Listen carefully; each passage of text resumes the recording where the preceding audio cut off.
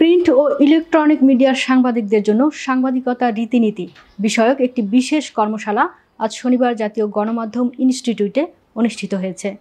বিস্তারিত ডেস্ক রিপোর্টে। অন্যায়কারী যেন শাস্তি পায়, কিন্তু যিনি অন্যায় করেন নাই তিনি যেন কোনোভাবেই কোনো রকম কোনো অসম্মান বা শাস্তির মুখোমুখি না হয়।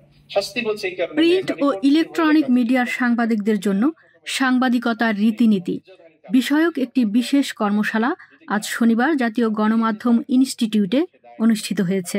কর্মশালায় সভাপতিত্ব করেন তথ্য ও সম্প্রচার মন্ত্রণালয়ের অতিরিক্ত সচিব ও নিমকো এর মহাপরিচালক হিরুজ্জামান। বিশেষ এই সেশনে সঞ্চালক হিসেবে ছিলেন জাতীয় গণমাধ্যম ইনস্টিটিউটের প্রশিক্ষণ ও অনুষ্ঠান বিভাগের পরিচালক ডক্টর মোহাম্মদ মারুফ নওয়াজ। এছাড়া কর্মশালা পরিচালক মোহাম্মদ আব্দুস সালাম, রেপোর্টিয়ার হিসেবে ছিলেন জাতীয় গণমাধ্যম ইনস্টিটিউটের মোহাম্মদ রাসেল ও আব্দুল হান্নান।